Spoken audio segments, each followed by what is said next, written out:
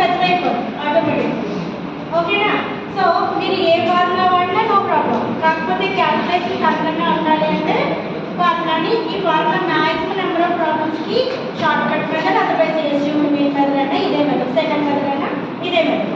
So most of 90% problem ఈ మెథడ్లోనే వెళ్ళిపోతాం. సో ఇక్కడ ఎక్స్ వాల్యూస్, వై వాల్యూస్ వాడు ఇవ్వకపోయినా రెండు కరస్పాండింగ్ వాల్యూస్ ఇచ్చాడు కాబట్టి fertilizers used and also productivity, ఒక దాన్ని ఎక్స్ అనుకుంటాము, రెండో దాన్ని వై అనుకుంటాము. ఎక్స్ వాల్యూస్ మనకి ఇచ్చిన వాల్యూలు ఎప్పుడు స్మాల్ ఎక్స్ స్మాల్ వై అంటాం.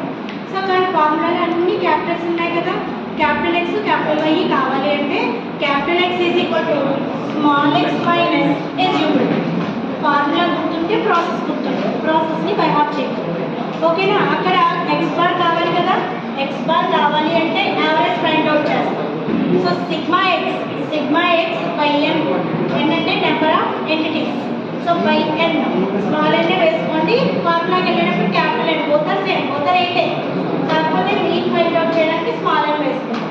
So x bar is equal to sigma n by n. Find out చేస్తే నాకు ఎక్స్ ఎంత వచ్చింది, 29 వచ్చింది.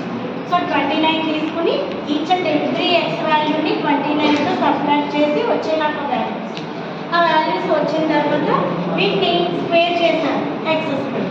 సో ఇక్కడికి ఎక్స్తో నాకున్న హాఫ్ ఆఫ్ ది వర్క్ అయిపోయింది. సో ఎందుకంటే నాకు సిగ్మా ఎక్స్ ఉంది అంటే ఎక్స్ యొక్క సమ్మేషన్.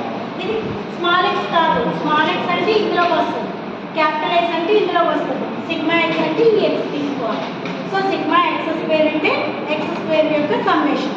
అక్కడ వరకు అయిన తర్వాత సిమిలర్గా వై వాల్యూస్ తీసుకుందాం.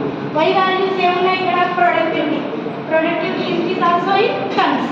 సో మనకి అక్కడ ఏదైనా టన్స్ తీసుకున్నాము అంటే ఇది స్మాల్ వై అంటే వాడు ఇచ్చిన వాల్యూ. దీనికి కూడా సమ్మేషన్ చేసి బై ఎన్ కంటే average means it is nothing but mean.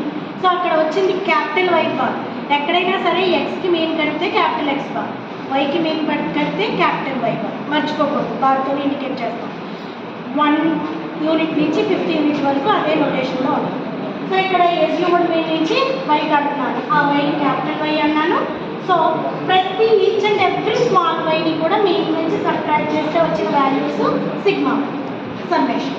So అది పక్కన పెడితే నెక్స్ట్ వైని ఈచ్ అండ్ ఎవ్రీ ఎలిమెంట్ని స్క్వేర్ చేస్తాను, క్యాపిటల్ వై స్క్వేర్. సో ఇప్పుడు నా దగ్గర ఉన్న small x small y capital ఎక్స్లోకి చేంజ్ చేయాలి. అర్థమవుతుంది అక్కడ వరకు? ఇప్పుడు నాకు ఫార్ములాకి ఇంకా ఏం కావాలి, x into y with summation కావాలి.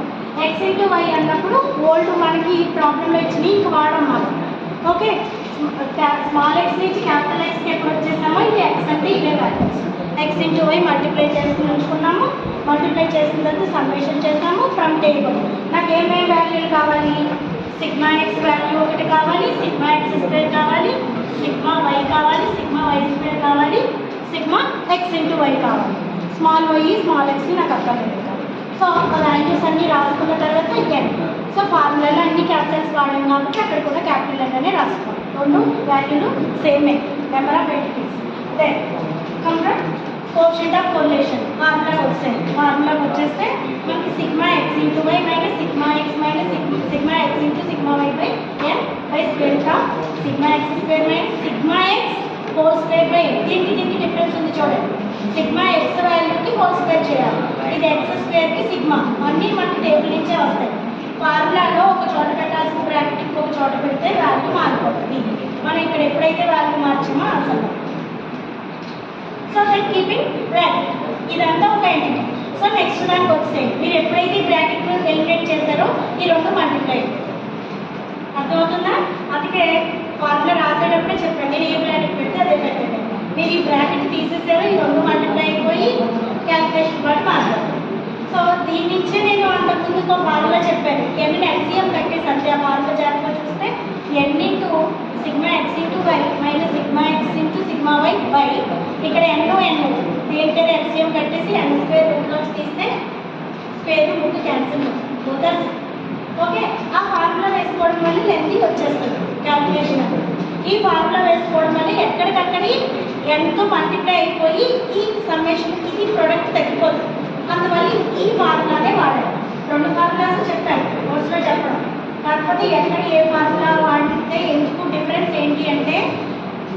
ప్రాబ్లం క్రిటికల్ అయిపోతుంది ఆ ఫార్ములా, ప్రాబ్లం ఈజీ అయిపోతుంది both are same.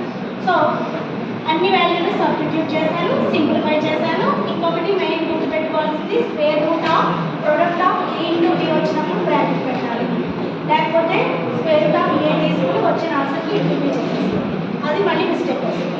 So finally quotient of coalition is 0.991. Understand?